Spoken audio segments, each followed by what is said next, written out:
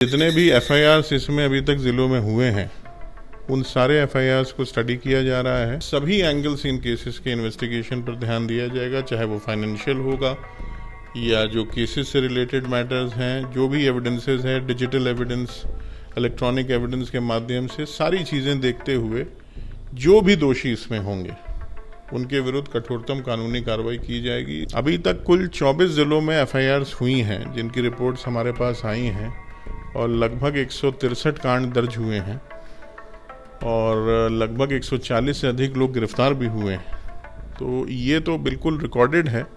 इसके अलावा हम लोगों ने जनता से भी अपील की है कि वो हमें अगर किसी प्रकार की सूचना उनको देनी हो आर्थिक अपराध इकाई को इस एग्जामिनेशन पेपर लीक से संबंधित, तो वो हमारे टोल फ्री नंबर पर भी दे सकते हैं और हमारे ईमेल आईडी पर भी दे सकते हैं। बिहार सिपाही भर्ती परीक्षा प्रश्न पत्र लीक हो गया है, उसके बाद अब इस पूरे मामले की जांच आर्थिक अपराध इकाई कर रही है। हमारे साथ आर्थिक अपराध इकाई के एडीजी नैयर हसनैन खान साहब हैं। सर, किस तरह से ये पूरे मामले की जांच की जा रही है?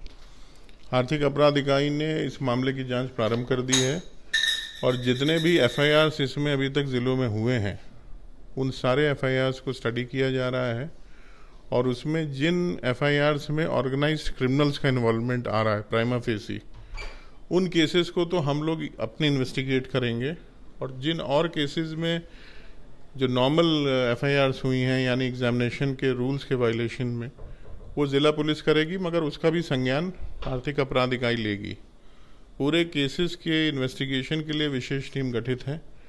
हमारे सीनियर ऑफिसर्स इस कार्य में लग चुके हैं और जो भी सस्पेक्ट्स हैं उनके विरुद्ध प्रारंभिक जांच और अनुसंधान का कार्य प्रारंभ कर दिया गया है। शीघ्र इसमें और छापामारी वेरिफिकेशन किया जाएगा और सभी एंगल्स इन केसेस के इन्वेस्टिगेशन पर ध्यान दिया जाएगा, चाहे वो फाइनेंशियल होगा या जो केसेस से रिलेटेड मैटर्स हैं, जो भी एविडेंसेस हैं, डिजिटल एविडेंस, इलेक्ट्रॉनिक एविडेंस के माध्यम से सारी चीज़ें देखते हुए जो भी दोषी इसमें होंगे उनके विरुद्ध कठोरतम कानूनी कार्रवाई की जाएगी। इसमें कोई बख्शा नहीं जाएगा। किन किन जिलों से साक्ष्य मिले हैं सर? अभी तक कुल 24 जिलों में एफआईआर्स हुई हैं जिनकी रिपोर्ट्स हमारे पास आई हैं और लगभग 163 कांड दर्ज हुए हैं और लगभग 140 से अधिक लोग गिरफ्तार भी हुए हैं। तो ये तो बिल्कुल रिकॉर्डेड है। इसके अलावा हम लोगों ने जनता से भी अपील की है कि वो हमें अगर किसी प्रकार की सूचना उनको देनी हो आर्थिक अपराध इकाई को इस एग्जामिनेशन पेपर लीक से संबंधित, तो वो हमारे टोल फ्री नंबर पर भी दे सकते हैं और हमारे ईमेल आईडी पर भी दे सकते हैं। गिरफ्तारी कितनी हुई सर पूरे जिलों में? जहाँ अभी तक मैंने बताया आपको 143 के आसपास लोग अरेस्ट हुए हैं।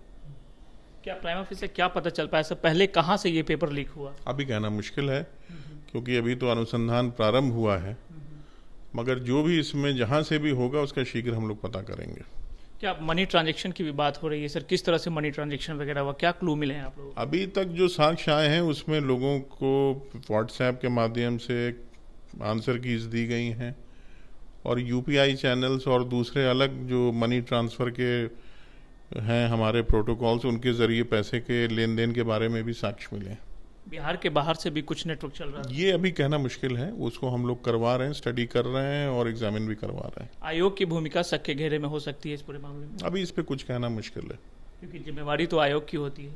नहीं, आयोग का तो जिम्मेदारी है, मगर अब उसमें ये चीज़ कहना कि उनकी जिम्मेदारी बनती है नहीं बनती है, ये तो अभी कहना संभव नहीं है।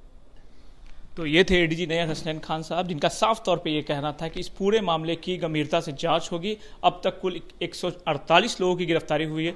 24 जिलों में जो है पेपर लीक से मामले की जांच हो रही है, एफआईआर हुआ है और जल्द ही इस पूरे मामले का खुलासा होगा। सुजीत कुमार।